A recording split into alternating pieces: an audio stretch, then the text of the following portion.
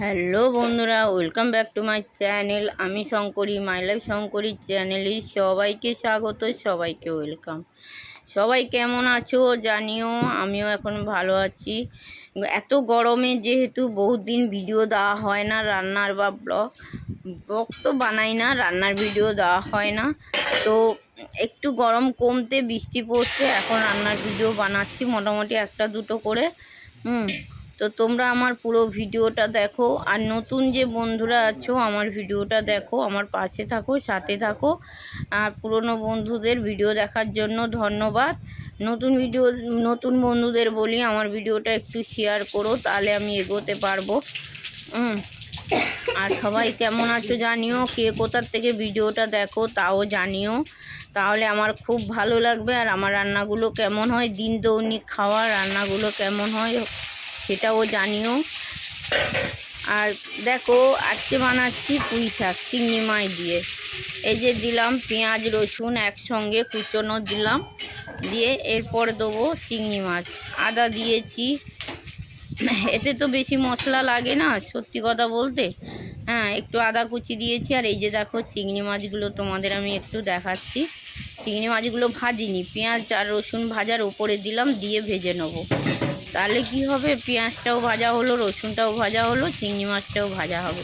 আর চিংড়ি মাছ এমনিতেই না বেশি ভাজলে শক্ত হয়ে যায়, সেই জন্য চিংড়ি মাছ বেশি ভাজার দরকার নেই, অল্পের ওপর দিয়ে ভাজি।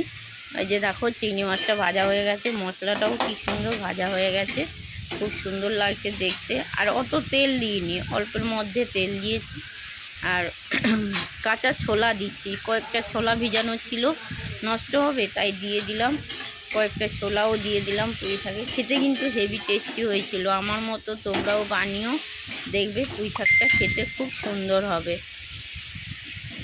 আর বয়স্ক কাকা কাকিমা বা জেঠু জেঠিমা ঠাকমা যারা আমার ভিডিওটা দেখো তাদের নমস্কার জানাই, আমাকে আশীর্বাদ করো, আমি যেন এরকম আস্তে আস্তে ওপরে উঠতে পারি। আমার তাড়াহুড়োর কিচ্ছু নেই, আমি আস্তে আস্তে উঠবো, আস্তে আস্তে যেন উঠতে পারি।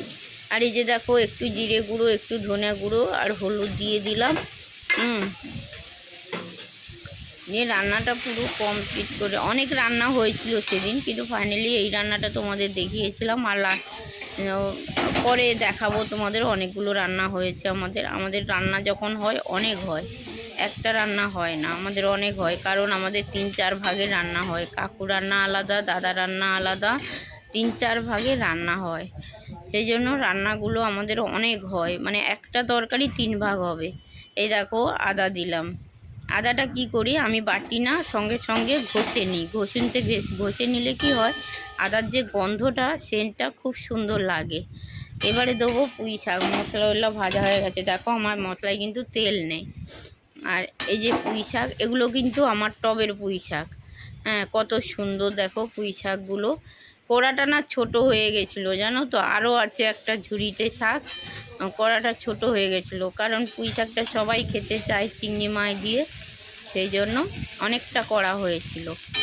আর কড়াটা ছোট হয়ে গেছিলো বলে আমাদের বড় কড়াটা পরে আমি বসাবো, তোমরা দেখে নাও, বড় কড়াটাই করে পুঁই শাকটা বানিয়েছিলাম। তো চলো পুরো ভিডিওটা দেখো, লাইক করো, কমেন্ট করো, শেয়ার করো, আমার পাশে থাকো, সাথে থাকো, তাহলে আমার খুব ভালো লাগবে। জানি অনেক দিন ভিডিও দেইনি, ভিডিও গ্যাপ হয়ে গেলে তখন তোমাদেরও ভালো লাগে না, কিন্তু কি করব বলো, একা হাতে সব কিছু করি, আর গরমে পারা যায় না, প্রচণ্ড গরম, পারি না, সেই জন্য ভিডিওটা ঠিকঠাক দিতে পারি না। বন্ধুরা কিছু মনে করো না। এ দেখো বড় কড়া বসিয়েছি, কারণ ছোট কড়াটাই পাচ্ছিলাম না নাড়তে, আর না নাড়াচাড়া করলে না তরকারি ভালো হয় না বা টেস্ট হয় না। এই যে, তো চলো পুরো ভিডিওটা দেখো, পুরো ভিডিওটা দেখে কেমন লাগে জানিও।